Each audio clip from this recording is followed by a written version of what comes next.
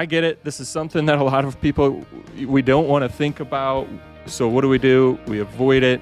But gosh, it's so important to make sure that these documents are in place and up to date.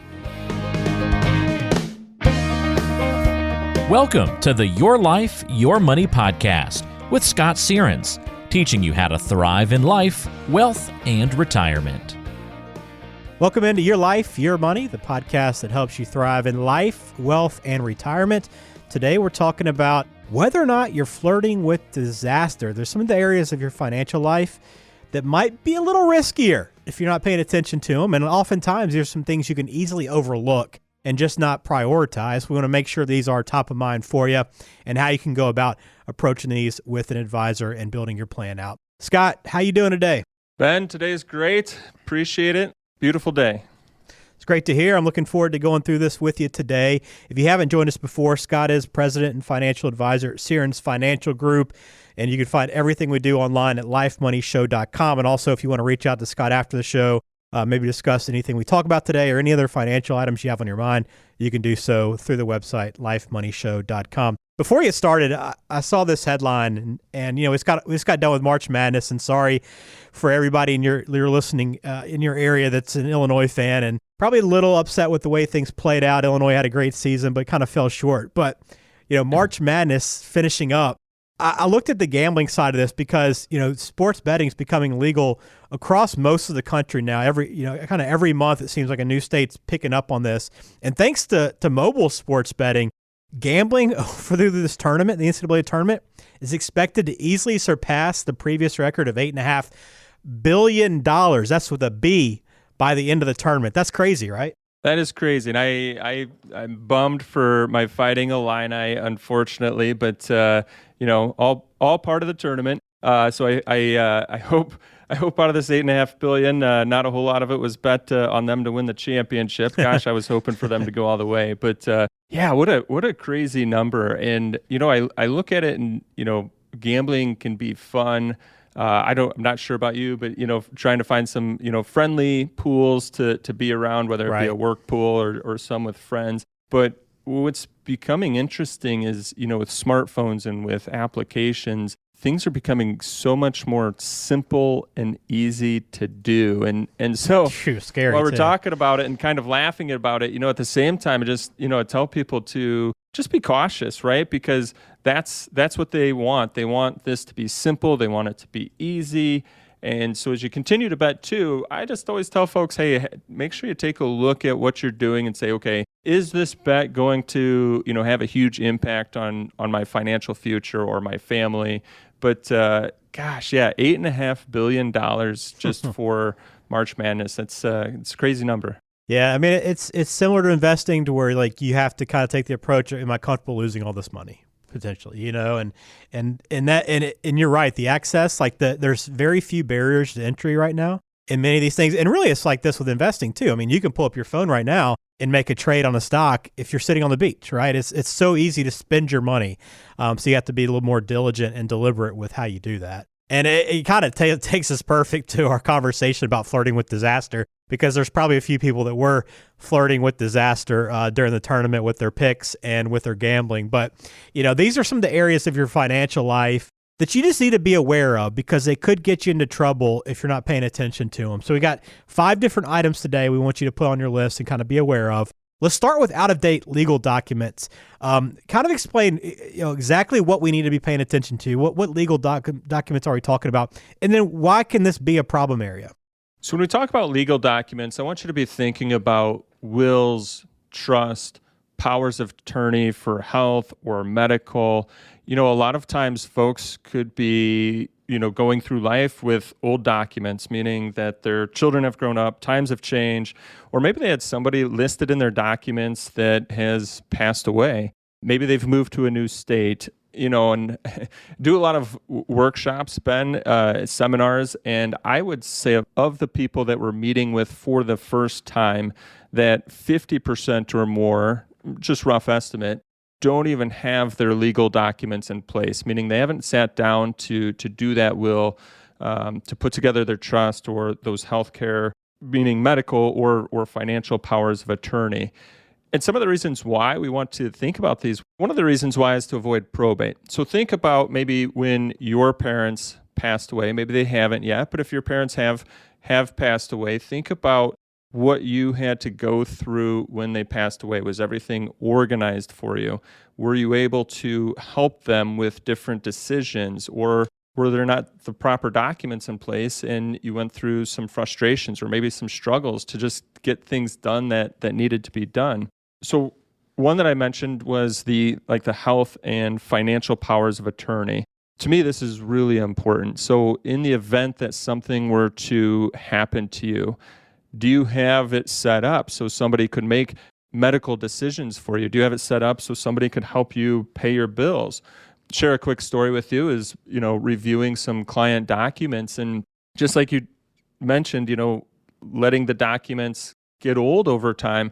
Well, they had listed their, I believe, brother to make health and financial decisions for them. Now, that was at a time when their children were babies, but now their children are in their 20s or 30s, and their children can make all of these decisions. So think if something were to happen, their children are going to want to come in and help them out, but they wouldn't be able to because the documents would say, well, all of the decisions fall on their brother. And so it's really good to take a look at the documents, make sure that they're up to date, make sure that you have the people listed to help you make decisions that you want to make decisions. Another item could be is if you've moved states, and let's just say the state that you moved to has an estate tax, you may wish to look at some, different legal documents, some different ways to structure what you own through trust because of the estate tax that falls within that state. I get it. This is something that a lot of people, we don't want to think about. So what do? We avoid it. But gosh, it's so important to make sure that these documents are in place and up to date. Yeah, probate's not a great spot to be, from what I've learned talking to estate attorneys through the years. So very interesting there. So make sure your out-of-date legal documents have been updated and taken care of. And speaking of, documents, the next one on our list, and I think this is a really important one that many people oftentimes just don't even think about, right? You set your beneficiary on your retirement accounts or wherever at some point in your life, and you think you're kind of done, right? So over time, your life changes, your priorities change, and all of a sudden you have incorrect beneficiaries, and that can cause a lot of problems. You're right. So let's first start just with what the beneficiary means, what it is. And so the beneficiary designates, in the event of your passing, who your money will flow to. And there's primary beneficiaries. So if you want to say, okay, well, I've got, person A and person B listed as my primary beneficiaries.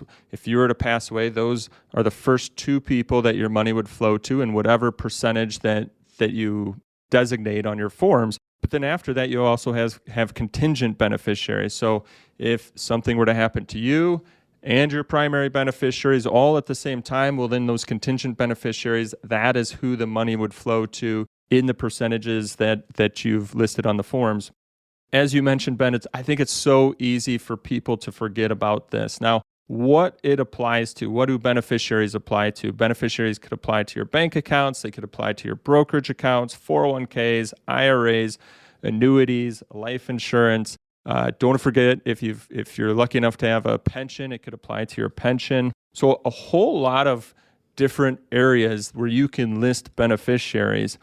And as you mentioned, there's a lot of good reasons to continuously review, but also life changes that could cause or make you look at and update your beneficiaries. That could be the birth of a child. Maybe it's getting divorced, having a new marriage, birth of a grandchild, fractured relationships with a current beneficiary, or maybe just one of your beneficiaries has passed away.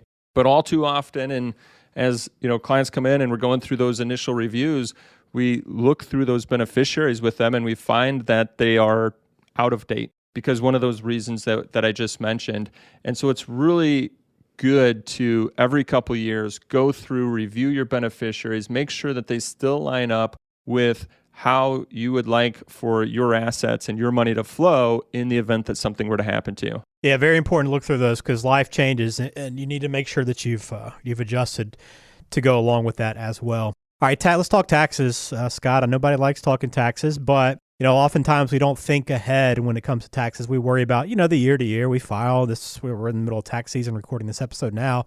You're thinking about the past year and going through that. But looking ahead into retirement, many people are caught off guard by that, what we like to call kind of a tax time bomb. Yeah, I think that's because we're under the assumption that our taxes will be lower in retirement, right? So when you retire from your job, your thought process might be, well, my company paycheck will no longer be coming in, so my tax rate will be lower. And because of that assumption, a lot of people have saved into those tax-deferred accounts. Maybe you've saved into your IRA, your 401k, your 403b, or 457 plan. So saving into that tax-deferred account, as you put away that money, you're getting a tax deduction in the year that you put that money away or that you saved it. Then every penny that you've put away, plus all the growth on the money that you're saving in these tax-deferred accounts, you've not paid any income tax on it. So every dollar that you are going to plan to withdraw in your future, you're going to have to pay income tax on it. But here's where the twist comes in, is the government says that you have, on these accounts, that you have to take your required minimum distribution. And they set that up as a percentage rate based on your age and a timetable that they've created. And required minimum distributions have to start at age 72. And if you look at the timetable and kind of the overall rate over time, you're going to have to continue to take more and more money out of these tax-deferred accounts. So if you've saved a healthy amount into these IRAs, 401ks, 403bs, or 457 plans, you could actually be taking required minimum distributions that might equal what you were getting paid by your company, or could be potentially more. And next thing you know, you're in a higher tax rate in retirement. The other thing that you have to think about is tax rates are something that the government, that Congress can change at any time. So having a lot of money saved into those tax-deferred accounts, well, at any point in time, Congress can change that rate, potentially making you pay a higher tax rate, a higher amount on the money that you have to take out in the future. So really important, instead of letting this becoming like you called it, a tax time bomb, thinking about this, planning for this, planning around it in advance, and really thinking about tax diversification as you're saving for retirement. Another area where you might be flirting with disaster later on in life in retirement is having no plan for long-term care expenses. And I think a lot of people just don't make this a part of their retirement, like their comprehensive retirement plan, for whatever reason. They just kind of take hey, I'll worry about this down the road a little bit more. It's not important right now. But this is such an area where expenses can pile up really quickly and be a huge detriment to what you're able to do in retirement. Ben, you're correct. This is an area where I feel like you might be thinking, or people might be thinking, no, this won't happen to me. I'm not going to need long-term care costs. But you really have to think, what if it does happen to you, and what if you do need it? You're right. This is a critical area of a comprehensive plan. This is one of the key areas of our Retirement 360 Blueprint process. Let me just give you some quick statistics to think about. I was reading a Morningstar article that said 70% of people turning age 65 need some form of long-term care in their lifetime. So what is long-term care? Well, as part of the natural aging and maturing process, that at some point in time of our lives, we might no longer be able to keep care of ourselves, to transfer from room to room, to be able to make our dinner or make our lunch, and we need help doing those items. And there's a misconception that Medicare will pay for that, and Medicare is not long-term care support. So we have to be prepared for that. Also, part of this article said that the average duration of long-term care needs for women was 3.7 years. The average duration for men, 2.2 years. But I think what you had mentioned, Ben, is even more important that people haven't thought about. And this is, if you're listening, this is what you really need to think about is, are you protected in the event that you do need care? Are you potentially protected from the cost? I was looking on Genworth's website this morning, just of what are the current average long-term care costs. For a full-time home health aide, you could be looking at $4,500 a month. An assisted living facility, again, looking somewhere around $4,500 a month. But if you're to go into a nursing home and you would wish to stay into a private room, you could be looking at around $8,800 a month. Now, those are national averages, and depending where you live, it could be more or less than that. But that can add up really quickly. And if you need 2 to 3 years of care, that's a huge amount of money. Yeah, it can add up really, really quickly, and it's oftentimes, can be very damaging to your ability to do what you want to in retirement. So that's why you need to pay attention. Yeah, and one of the things that you really need to think about is who will take care of you. So I think, in the past, and I look at like my family, I watched my family take care of my grandma and grandpa. I watched my grandmother need long-term care support. Both grandmothers actually, and for different amount of times, whether it was in the hospital or going from kind of that progression of home health care to assisted living and then into the nursing home facility, while the children are there trying to help keep care of them as much as possible so that they didn't need all of this support from the facilities, but over time it was needed. So that's kind of that other question that you really want to ask is who is going to help take care of you, because while in the past that was kind of part of what families did, times have changed, and I get it that a lot, you might be thinking, well, my children would be too busy to do that, or my children live in a different state and wouldn't be able to help me out with that. So a few things to really think about as we wrap up on this one is just to think about it, have a plan. Are you going to self-insure, meaning you're going to pay out of everything that you've saved up in the event that this does happen, or do you want to transfer that risk to an insurance company? All right, last one I want to touch on before we close out today's episode is your investment portfolio. So where's the potential for disaster with that? Because I think you hear that and you think, okay, I've got an investment portfolio. Why should I be concerned? Well, a reason to be concerned is if you have potentially too much at risk. So you really have to look at, and again, this is now if we're, let's say, transferring from that thought process of working that we're going into retirement, your investment portfolio really becomes your bucket of money, everything that you've saved up. And in retirement, this is like your new company. This is where you're going to get your paychecks from. Now, when it comes to your investment portfolio, you might have it all at growth. Growth could be stocks or stock funds. You might have it on the safer side. That would be bond or bond funds. I would say transitioning into retirement, if you're 100% at growth, that could really put you at risk, right? Where are you going to go to get your paychecks, to get your income in the event that there was a market correction? It's really important to have a good balance in your investment portfolio to have that growth. So yes, you're keeping up with inflation and your money is potentially growing over a long period of time to help last through retirement. But you want to have that safer side, that war chest, so that way if there is a market correction, if something does happen in the economy, that you've got now your safer side, you've got an area to go to take your income from while the other side of your portfolio recovers. So this is an area where I see that sometimes you could be at too much risk. You really have to find that right balance. It's all based upon your retirement income plan. How much are you going to need over the next 1, 3, 5, 7 years? Make sure that you've got that covered on your safer side, and then it's okay to have the rest at growth. Is there a right formula? Well, I think all of that is really based on you, your needs, your goals, your income needs, what your age is, and what your overall timeline might be. And I guess that's a good kind of closing point, is to remind people, I guess, in order to avoid these things, the best approach to doing this is by sitting down with a professional, right, and building a comprehensive retirement plan. It's not just about having a financial plan. It's about taking into account all these different pieces of the puzzle to make sure that you're covered. Absolutely. Having that comprehensive plan, to me, retirement, it's not just about investments. It's not just about are we growing our money, but it's about investments. It's about income planning. Do you know how much income you're going to need over the next 1, 3, 5, 7 years?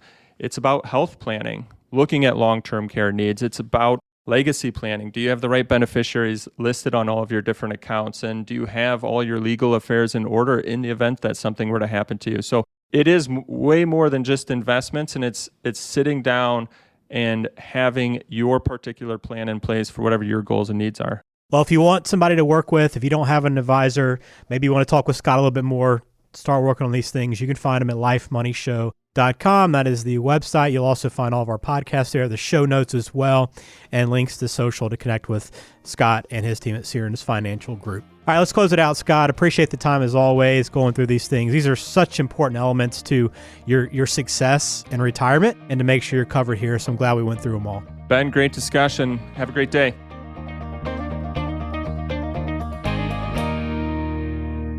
Searns Financial Group is an independent financial services firm that utilizes a variety of investment and insurance products. Investment advisory services offered only by duly registered individuals through AE Wealth Management, LLC. AE Wealth Management and Searns Financial Group, Inc. are not affiliated companies. Investing involves risk, including the potential loss of principal. Any references to protection, safety, or lifetime income generally refer to fixed insurance products, never securities or investments. Insurance guarantees are backed by the financial strength and claims-paying abilities of the issuing carrier. This podcast is intended for informational purposes only. It is not intended to be used as the sole basis for financial decisions, nor should it be construed as advice designed to meet the particular needs of an individual's situation. Searns Financial Group, Inc. is not permitted to offer, and no statement made during this show shall constitute tax or legal advice. Our firm is not affiliated with or endorsed by the U.S. government or any governmental agency. The information and opinions contained herein, provided by third parties, have been obtained from sources believed to be reliable, but accuracy and completeness cannot be guaranteed by Searns Financial Group, Inc.